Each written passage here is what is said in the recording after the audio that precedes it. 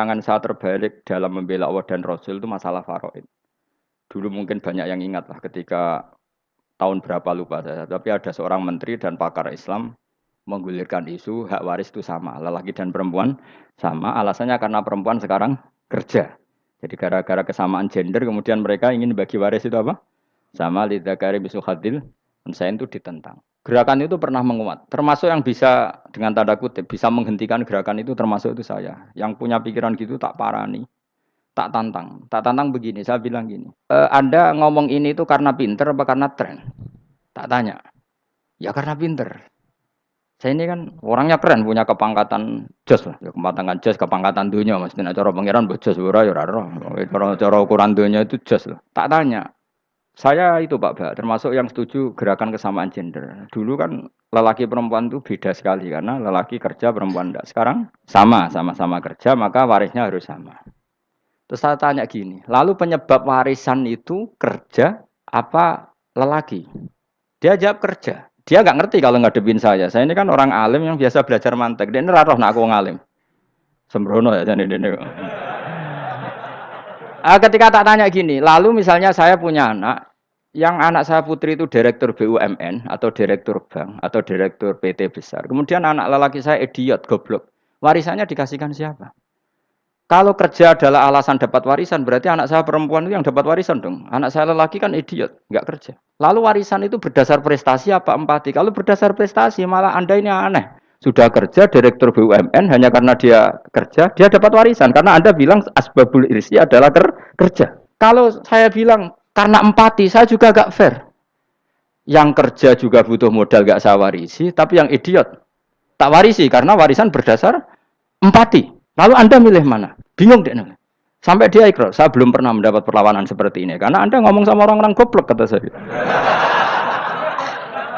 Terus saya bilang, saya ini ngaji Wahab, khatam berkali-kali. Anda mungkin baca kitab Wahab itu hanya terjemah. Maka menurut Islam, yang menjadi hak waris itu sebabnya zukurah wal unasah. Kelelakian menjadi dapat 2 bagian, keperempuanan menjadi 1 bagian. Dan itu Islam tidak mau urusan dengan prestasi maupun empati. Mujarrodul zukurah dan mujarrodul unusah.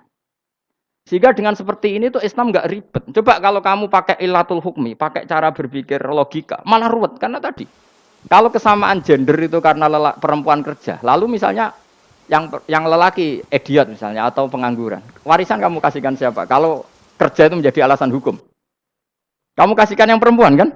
Aneh nggak? Yang sudah kerja malah kamu kasih warisan, yang nganggur enggak?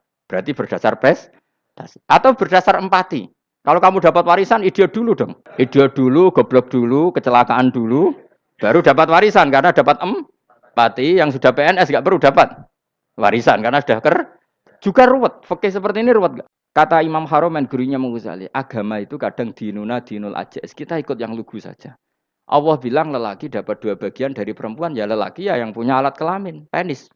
Perempuan yang punya farji, ya sudah gitu aja, nggak usah ruwet-ruwet. Kenapa begitu? Ya sudah seperti itu. Nanti lama-lama gini kalau diterusin. Ada seorang dokter fikih perempuan. Dia menguasai fikih sholat. Ruhin lanang tapi gak menguasai fikih sholat. Rohnya mau pesolatan misalnya. Lalu yang jadi imam siapa kalau berdasar prestasi? Perempuan dong, karena dia doktoral fikih sholat. Dia menguasai aneh-anehnya sholat. Horo ibu masaili sholat dia menguasai. Sementara Ruhin takoi sholat itu apa? Pokoknya ini gugus ngadeg terus lugu. Terus ngadeg malah. Apa? Ada mulan, nak salam ngalerian. Dia tahunya hanya itu dok. Lalu kalau nuruti, imam sholat adalah yang terpandai dalam fikih sholat, tentu yang imami perempuan. Tapi agama ini tidak seperti itu. Pokoknya wong lanang imami, wong beda. Jadi makanya kata Imam Haromen, dinuna dinul ajais. Sampai Said Muhammad itu sering ngutip beliau gini kan, Allahumma imanan ka imanil ajais. Ya Allah, semoga iman saya menerima konsep engkau itu ka imanil ajais. Imannya wong wedok-wedok sing lugu. Ajus itu perempuan lugu yang sudah sepuh. Jadi misalnya ngukur anak seneng ya anak kono gedang goreng, ngekei duwe, ya lugu saja. Itu bagus. Daripada kamu pakai argumentasi, karena argumentasi ini sebetulnya kelihatan cerdas, tapi ada kebodohan masif. Karena tadi, kalau hak waris kita otak-atik dengan prestasi, maka yang pro empati akan protes. Paham ya? Masa yang sudah kerja dikasih banyak, yang idiot enggak? Tapi kalau berdasar empati juga aneh. Masa dapat warisan harus goblok dulu, harus kecelakaan dulu. Maka Rasulullah pernah ngendikan ketika ditanya, lalu warisan untuk siapa ya Rasulullah? Nabi jawabnya lucu. Fali aula rojulin dakarin. Jadi Nabi sempat ngendikan kata rojul. Kemudian direvisi dakarin. Fali aula rojulin dakarin. Semua ulama ngendikan dakarin di sini adalah badal. Nabi ngendikan rojulin. Kemudian Nabi ingat kalau rojul itu identik dengan lelaki dewasa. Apa? Kemudian Nabi mengulang lagi dakarin. Tidak harus dewasa, yang penting lelaki. Jadi meskipun baru lahir, kalau dalam keadaan baru lahir namanya apa? Kan dakarin kan? Belum bisa dikatakan rojul.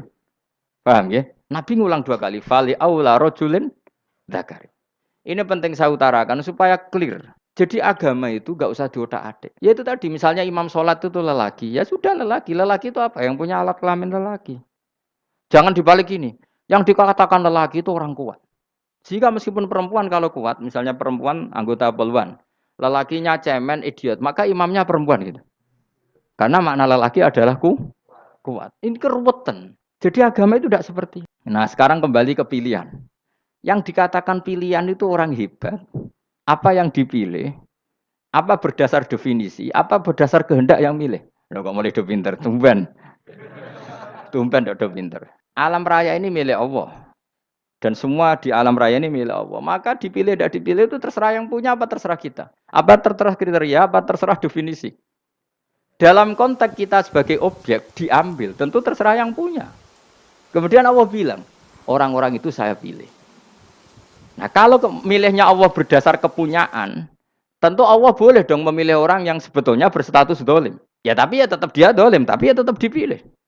Kenapa ya? Karena Allah yang punya. Saya misalnya orang kaya, boleh nggak punya HP buruk? Boleh kan? Terserah saya.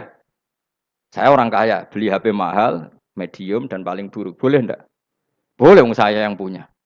Nggak boleh, Gus, ini orang kaya harus beli HP yang mahal. Yang bilang harus siapa? Nah kegoblokan kita ini seperti ini. Nak wong sugih HP ini kudu larang. Nak wong alim kudu bojone ayu, sing kudu darani kudu ayu ku sapa? Nak maji jalan yang dumdu swarga, lho kudu ku sing swargane mbahmu tapi kudu. Nah, kita ini sering berpikir ngatur Tuhan.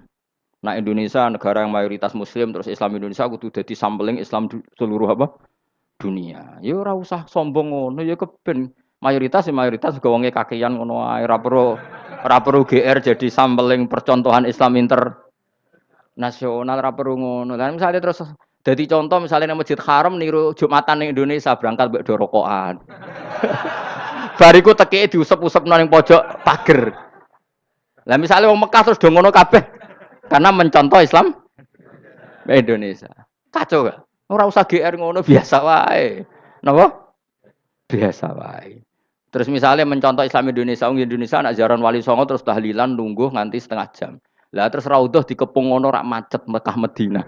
Mergo agar ziarah Nabi terus lungguh apa? Sak jam. Nak ning wali sak jam ning Nabi 2 jam lah kira-kira gitu. Ya malah nganyak Kanjeng Nabi to. Nabi sekaruan Afdhalul Khalqi mbok dongakno wa maghfir lahu warhamhu. Iku malaikat sak langit misah. Ya Nabi kok mbok dongakno di sepuro. Kowe tapi ya butuh sepuro. Enggak boleh doakan Nabi gitu, enggak boleh. Wa sholli ala sayyidina Muhammad wa ala alihi. Enggak boleh pakai ighfir lahu. Masalahnya kita tahlilan apalam donga iku terus kamu gunakan. Ya misalnya terjadi percontohan Islam dunia terus Nabi kapundhut ditalkin, ditakoki waman rabbuka piye. Terus Nabi warai waman nabiyuka. Mesti Nabi yo pro, lah aku Nabi jebuk takoki. Jadi kita ini sering kumo luhur karena kita mayoritas terus jadi percontohan ora usah ngono. Paham ya napa? Ndak usah ngono, mayoritas sae, tapi ora usah GR jadi apa? Percontohan internasional. Mungkin kalau masalah Islam damai ya bagus. Tapi itu kan tidak hanya Indonesia. Di mana-mana yang Islam damai juga banyak. Dan yang tukaran juga banyak. Toh yang tukaran nggak pernah maklumatkan diri ini percontohan ya enggak. Ya biasa saja. Subscribe to my channel.